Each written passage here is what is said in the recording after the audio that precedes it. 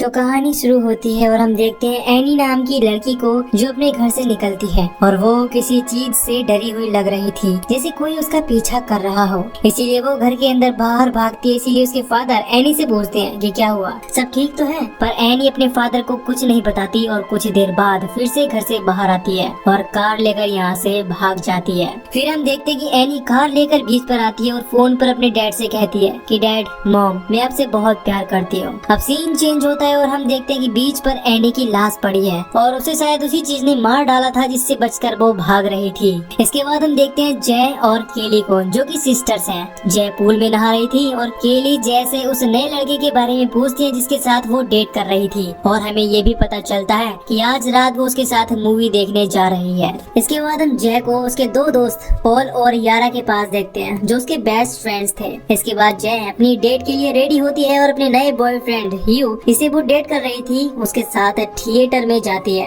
अब यहाँ पर ह्यू को एक लड़की नजर आती है और वो जय को इशारा करके बताता है कि क्या तुम्हें वो लड़की दिख रही है। जय कहती है नहीं, वहाँ पर कोई नहीं है। अब इसके बाद ह्यू बहुत डर जाता है क्योंकि वो किसी बहुत बड़ी मुसीबत में था। इसीलिए ह्यू जय को थिएटर से बाहर ले आता है। इसके बाद ये दोनों एक रेस्टोरेंट में जाते हैं और तभी हम बाहर की तरफ किसी को देखते हैं जो ह्यू की तरफ ही देख रहा था और उसकी तरफ बढ़ रहा था। अगले दिन जय की बहन केली पूछती है कि तुम्हारी डेट कैसी रही। इस पर वो बताती है कि डेट कुछ खास नहीं रही क्योंकि ह्यू थोड़ी अजीब हरकतें कर रहा था। अब एक बार फिर जय और ह्यू मिलते हैं जहाँ पर ह्यू जय को किस करता है, जिसके बाद ये दोनों कार में आते हैं और एक दूसरे के साथ इंटीमेट होते हैं और इंटरकोर्स के बाद ह्यू जय को बेहोश कर देता है। अब जब जय को होश आता है तो वो अपने आप को एक अबैंडन्ड जगह पर पाती है। यहाँ ह्यू अपना एक सीक्रेट रिवील करता है कि मेरे पीछे एक एंटिटी पड़ी है जो मुझे मारना चाहती है और ये मेरे साथ तब से हो रहा है जब से मैंने एक लड़की के साथ इंटरकोर्स किया।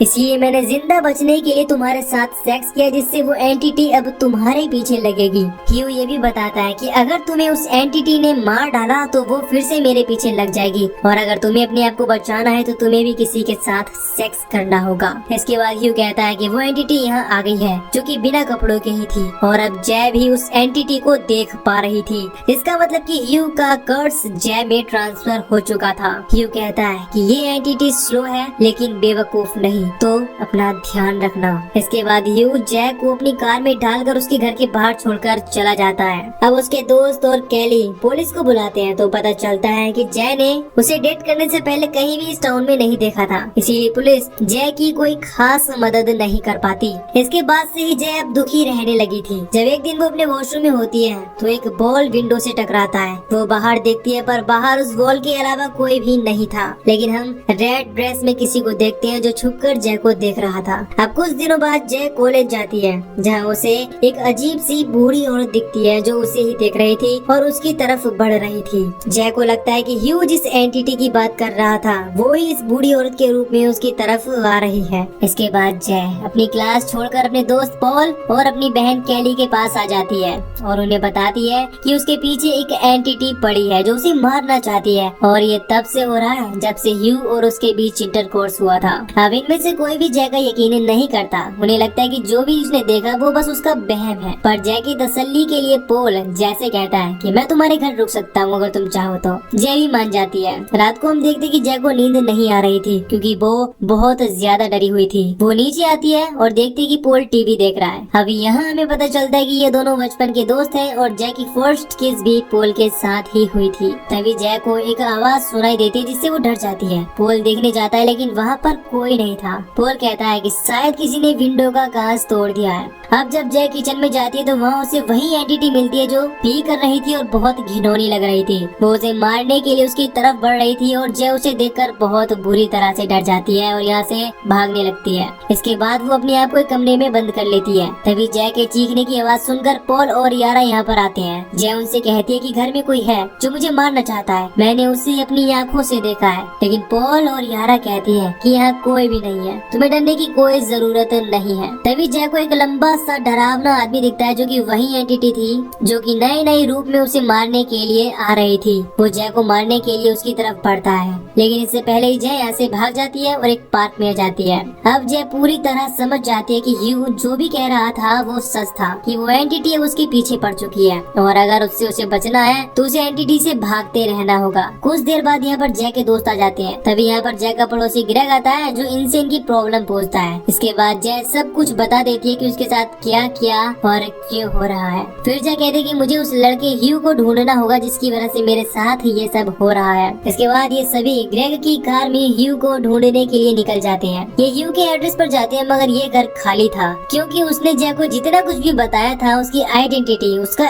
एड्रेस, सब कुछ फेक था। वो बस अपना कर्ज किसी को ट्रांसफर करना चाहता था, जो कि उसने जय को कर दिया था। बस यही उसका मकसद था। लेकिन फिर भी ये सब मिलकर घर में छानबीन करते हैं और इन्हें एक तस्वीर मिलती है जिसमें इन्हें पता चलता है ह्यू के स्कूल के बारे में, और ये सीधे वहाँ पहुँच जाते हैं और उसकी सारी जानकारी निकलवाते हैं, जिससे इन्हें पता चलता है कि ह्यू का असली नाम जेफ है। इसके बाद ये जेफ के घर जाते हैं और जय उसे अपनी सारी प्रॉब्लम बता देती है। इसके बाद वो ये बताता है कि वो एंटिटी तब तक पीछे नहीं छोड़ती जब तक वो आदमी किसी के साथ इंटीमेट न हो जाए। इसीलिए मजबूरी में मैंने तुम्हारे साथ झूठा प्यार का नाटक किया और तुम्हारे साथ सेक्स किया, ताकि मेरे ऊपर जो कर्ज है वो तुम्हारे ऊपर ट्रांसफर हो जाए। अब उस एंटिटी की खास बात ये थी कि वो किसी का भी रूप ले सकती थी। जेफ ये भी बताता है कि अगर तुम मर गई तो वो एंटिटी मेरे पीछे आएगी, यानी कि अगर तुम मर जाती हो तो तुम्हारे मरने के बाद वो कर्ज वापस से मेरे ऊपर ही आ जाएगा और वो एंटिटी मेरे पीछे लग जाएगी। अब ये सभी उस एंटिटी से जय को बचाने के लिए दूर एक बीच पर आ जाते हैं, जहाँ पर ग्रेग जय को शूटिंग करनी भी सिखाता है। लेकिन कुछ देर बाद यहाँ पर वही एंटिटी आ जाती है, और क्योंकि इस एंटिटी को सिर्फ और सिर्फ जय ही देख सकती थी, इसीलिए वो किसी को नजर नहीं आती। अब ये एंटिटी जय के बालों को पकड़ लेती है। ये देखकर उसके दोस्त जय को बचाने की कोशिश करते हैं, लेकिन वो एंटिटी उन्हें भी चोट पहुँचाती है। इसके बाद ये किसी तरह बोट हाउस में आ जाते हैं और जय गन निकाल कर उस एंटिटी को मारने की कोशिश करती है, लेकिन वो एंटिटी मरने का नाम ही नहीं ले रही थी, क्योंकि उसे मारा नहीं जा सकता था। इसीलिए जय डरकर दरवाजा बंद कर देती है। लेकिन तभी अचानक से दरवाजा टूट जाता है और ग्रेग कहता है कि यहाँ कोई भी नहीं है। लेकिन ग्रेग के बाद एक भयानक एंटिटी जय को दिखाई देती है, जिसके बाद जय यहाँ से डरकर भागने लगती है। इसके बाद वो ग्रेग की कार लेती है और यहाँ से अकेले ही जाने लगती है। जय के दोस्त उसे रोकने की कोशिश करते हैं और वो एंटिटी भी जय की तरफ ही आ रही थी, लेकिन इससे पहले ही जय यहाँ से चली जाती है। लेकिन जाते वक्त जय का एक्सीडेंट हो जाता है और वो बेहोश हो जाती है। अगले सीन में हम जय को हॉस्पिटल में देखते हैं, जहाँ पर ग्रेग जय के साथ इंटरकोर्स करने के बारे में सोचता है, क्योंकि वो जय की मदद करके उसके मन का बहम निकालना चाहता था कि कोई भी एंटिटी उसके पीछे नहीं पड़ी है। इसीलिए ग्रेग जय को समझाता है, जिसके बाद ये दोनों सेक्स करते हैं।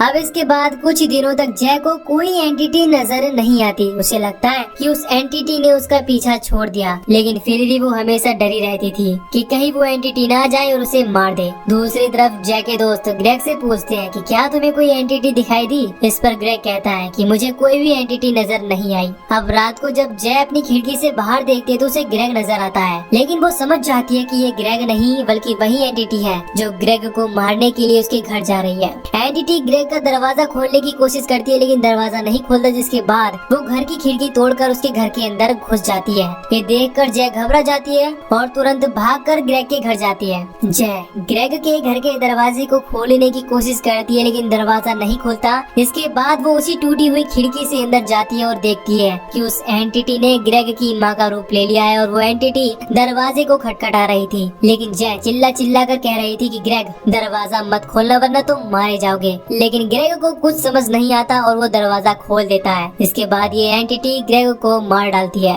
और अब ये एंटिटी फिर से जय के पीछे ही पड़ गई थी। अगले दिन हम जय को बीच पर देखते हैं, जो दूर बोट पर किसी को देख रही थी। शायद वो उसके साथ इंटरकोर्स करके अपने कर्ज को उसे ट्रांसफर करना चाहती थी, पर वो ऐसा नहीं करती। इसके बाद हम फिर से जय को देखते हैं और यहाँ उसके पास पॉल भी था। अब क्योंकि पॉल जय को पसंद करता था, इसीलिए वो उसकी मदद करना चाहता था। वो कहता है कि हम उस एंटिटी को मार सकते हैं। अब ये सभी अपने स्कूल के पूल में जाते हैं, जहाँ पर ये पूल के चारों तरफ इलेक्ट्रॉनिक डिवाइस रख देते हैं, ताकि जैसे ही एंटिटी जय के पीछे आए तो ये एंटिटी को करंट का शॉक देकर मार डाले। इसके बाद जय पानी में उतरती है और एंटिटी का इंतजार करने लगती है। कुछ देर बाद वो एंटिटी यहाँ आ जाती है, लेकिन वो पानी के अंदर नहीं आती और इलेक्ट्रॉनिक डिवाइसेस को जय के ऊपर फेंककर मारने लगती है। इसीलिए जय की मदद करने के लिए पॉल और बाकी लोग जय की बताई गई जगह पर एक कपड़ा फेंकते हैं, जिससे इन सभी को एंटिटी दिखने लगती है और पॉल उस एंटिटी एंटिटी को शूट करके मार डालता है। इससे वो एंटिटी पानी के अंदर गिर जाती है, लेकिन फिर भी वो एंटिटी जय का पैर पकड़ लेती है। एक बार फिर पॉल एंटिटी के सर में गोली मारता है, जिसके बाद वो एंटिटी जय का पैर छोड़ देती है और ये जय को बाहर निकाल लेते हैं। कुछ देर बाद जय वापस पूल में देखती है तो वो एंटिटी वहाँ नहीं थी और पूल खून से भर गया था।